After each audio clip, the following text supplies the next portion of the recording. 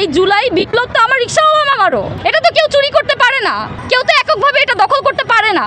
আজকে একটা বছর হয়ে গেছে, কিন্তু ইন্টারিম কোনো ধরনের বিচার করতে পারছে না, কোনো ধরনের সংস্কার করতে পারছে না। ইভেন তারা এখন পর্যন্ত ঘোষণাপত্রটা দিতেও তালবাহানা করছে। ঘোষণাপত্রটা দেওয়া উচিত, ইন্টারিমের তালবাহানা বন্ধ করা উচিত।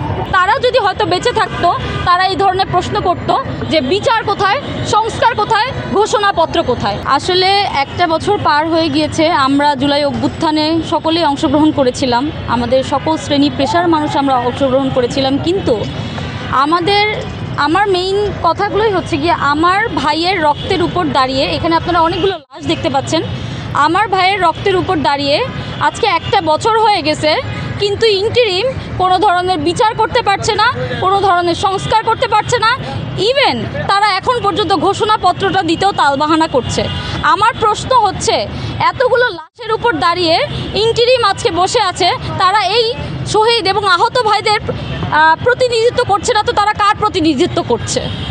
এটা আমার প্রশ্ন ইন্টারিমের কাছে। সো ইন্টারিম যদি এরকম তালবাহানা করে, তারা বারবার বলতেছে তারা সংস্কার করবে, তারা ঘোষণাপত্র দিবে, তারা এটা করবে, তারা সেটা করবে, কিন্তু তাদের আমি কোনো ধরনের পদক্ষেপ নিতে দেখছি না। এখন আপনারা প্রশ্ন করতে পারেন, বিভিন্ন ধরনের রাজনৈতিক দল বিভিন্ন ধরনের কথা বলছে, তারা ঐক্যমতে আসতে পারছে না।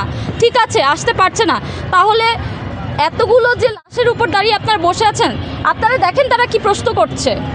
আমি মনে করি যে আমার ভাইয়েরা যদি আজকে বেঁচে থাকতো, তারা এই ধরনের প্রশ্ন করতো যে তাদের লাশের উপর দাঁড়িয়ে তাদের এখনও কেন বিচার আপনারা করতে পারছেন না, তাদের এখনও কেন বিচার হয়নি, কেন এখনও পর্যন্ত ঘোষণাপত্র নিয়ে তালবাহানা করছে, কেন এখনও পর্যন্ত আমরা ঘোষণাপত্র হাতে পাইনি।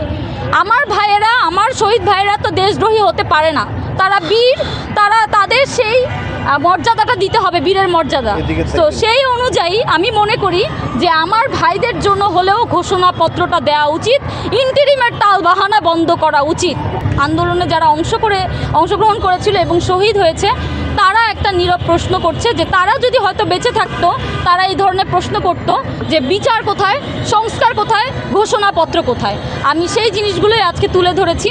এখানে আপনারা হয়তো বা অনেকে দেখাতে পারবেন না যে আমি এখানে কি করেছি, বা আমি এখানে বেসিক্যালি আমি একটা স্টেজ মেমোরিয়াল তৈরি করেছি, যেখানে আমার শহীদ ভাই বোনরা যারা আহত হয়েছে বা যারা শহীদ হয়েছে, তারা নীরবে একটা প্রতিবাদ জানাচ্ছে। ঘোষণাপত্র নিয়ে কোনো ধরনের তালবাহানা চলবে না। অনেকে বলেছে যে তাদের ক্রেডিট লাগবে, আদারওয়াইজ তারা আসবে না। আমি প্রাইভেট ইউনিভার্সিটির একজন স্টুডেন্ট, নর্থ সাউথ বিশ্ববিদ্যালয়ের। আমি জুলাইয়ে এবং অগাস্টে সামনের সারিতে থেকে আমি যতটুকু সম্ভব আমি করেছি। ঘোষণাপত্র নিয়ে কোনো ধরনের তালবাহানা চলবে না, কারণ আমি আমার শহীদ ভাইদের বীর পরিচয় দেখতে চাই। আমি আমার শহীদ ভাইদের এবং যারা জুলাই অভ্যুত্থানে অংশগ্রহণ করেছিল, তাদের কোনো মতেই দেশদ্রোহী হিসেবে দেখতে চাই না।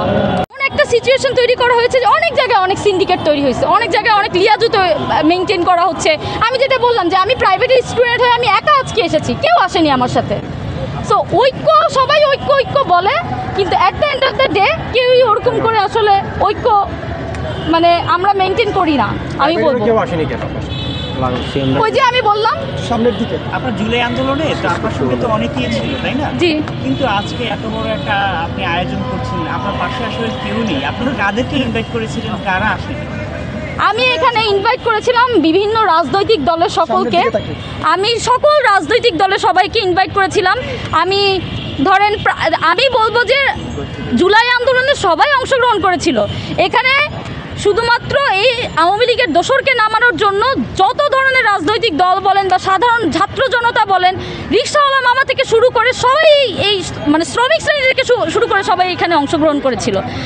এই আন্দোলনটা তো, এই জুলাই অভ্যুত্থান তো, এই জুলাই বিপ্লব তো আমার রিকশাওয়ালা মামারও, এটা তো কেউ চুরি করতে পারে না, কেউ তো এককভাবে এটা দখল করতে পারে না।